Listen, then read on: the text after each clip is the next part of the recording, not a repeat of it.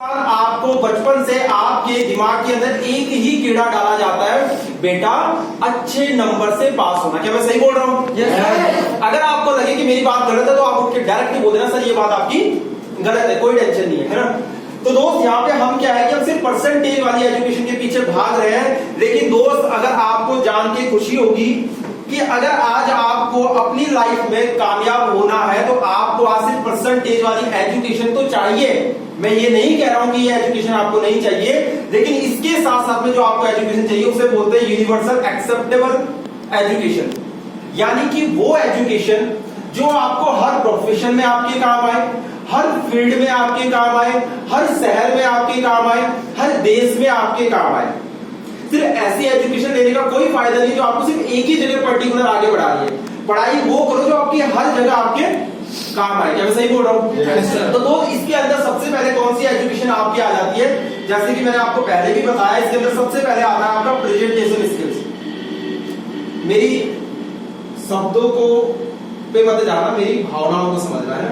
शब्दों पे जाओगे तो ये वही वाली बात हो जाएगी कि जैसे कि आप मेडिकल डॉक्टर की लिखाई समझने की कोशिश करते हो, उसमें कौन सी मेडिसिन लिखा है ना, तो आपकी समझ से बाहर, मेरी कुछ समझ से बाहर मैंने लिखा गया है ना, तो टेंशन नहीं रहने का, हमने शब्दों पे ध्यान दे सकते हैं। तो प्रेजेंटेशन स्किल्स की यानी कि आपके अंदर ज्ञान कितना भी है, लेकिन अगर आप उस ज्ञान को सही तरीके से एक्सप्लेन नहीं कर पाते तो वो ज्ञान आपके किसी भी काम का नहीं है। दूसरा यहाँ पर आता है आपका कम्युनिकेशन स्किल, यानी कि आपकी बातचीत करने की कला, है ना, कि आप लोगों से बातचीत कैसे कर सकते हैं। तो यानी कि सिर्फ बोलना ही कम्युनिकेशन नहीं आता, आप किस तरीके से कब कहां कैसे बोलते हैं वो आपका कम्युनिकेशन का पार्ट होता है। मैं अक्सर कहता हूं कि जो लोग मीठा बोलते हैं उनकी मिर्च बिकती है, और जो लोग कड़वा बोलते हैं उनका शहद भी नहीं बिकता।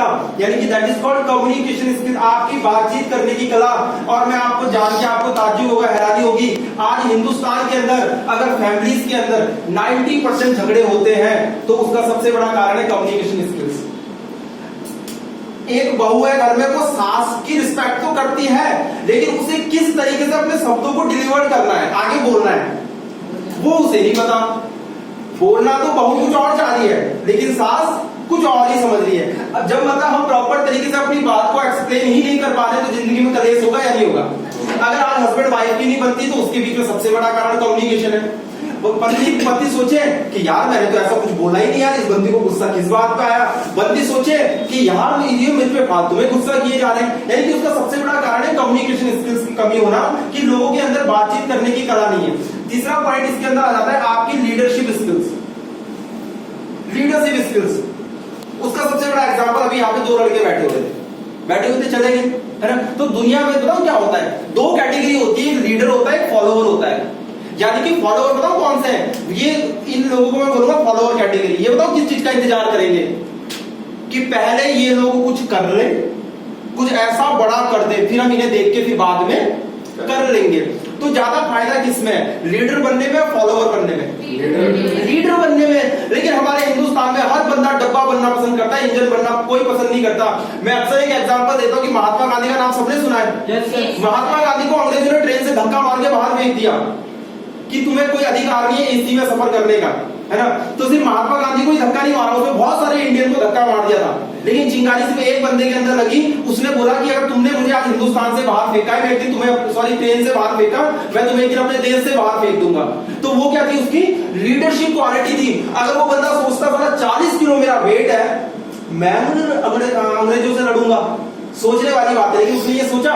उसने नहीं सोचा। क्यों? क्योंकि उसके अंदर लीडरशिप क्वालिटी थी, है ना। तो सबसे जरूरी है हमारे अंदर लीडरशिप का होना। फैमिली कहते हैं कि वो फैमिली कभी भी खराब नहीं होती जिस फैमिली में कोई एक बंदा लीडरशिप को समझता हो। अगर एक बंदे के अंदर भी लीडरशिप क्वालिटी है ना, कभी भी आपकी फैमिली में कभी कोई दिक्कत नहीं आएगी। दिक्कत होता है कि सब एक दूसरे पे डिपेंड ही है, तो चक्कर वहीं पे से कहानी खराब हो जाती है। यानी कि हमारी लीडरशिप क्वालिटी कैसी है। अगली चीज आ जाती है हमारा ऑर्गेनाइजेशन स्किल्स, किसी भी चीज को ऑर्गेनाइज करने की कला।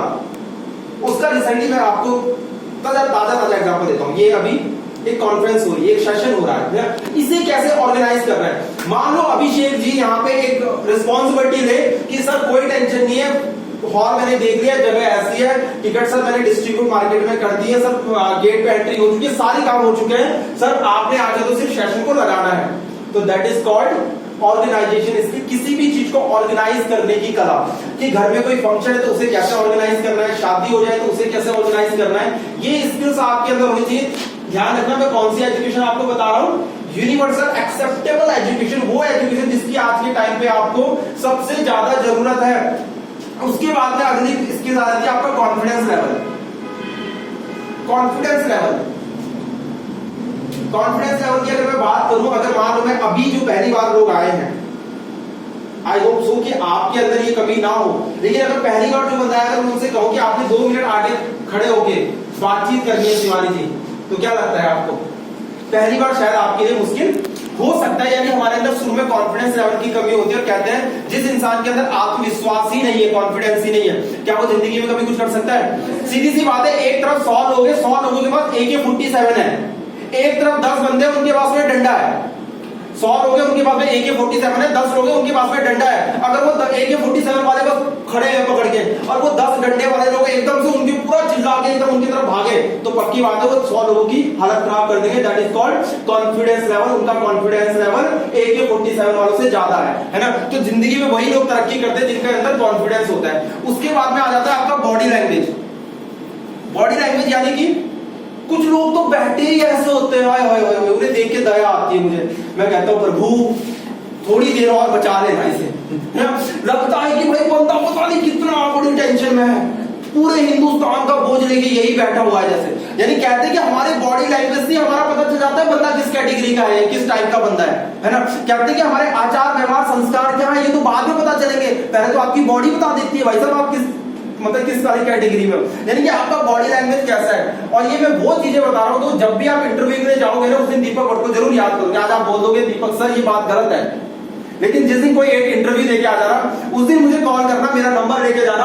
गारंटी करता हूं अगर 100 में से 99.99% अगर इन्हीं चीजों की जरूरत ना पड़ी, तो आप उस दिन कह देना उस दिन दीपक भट्ट आपको 1 लाख रुपए देने के लिए रेडी है, पक्की बात है। अगर ये इन चीजों की जरूरत आपके इंटरव्यू के अंदर ना पड़े। उसके बाद में आ जाता है आपका, इन सारी चीजों के बाद में आता है आपका ड्रेसिंग सेंस, कपड़े पहनने का तरीका, है ना।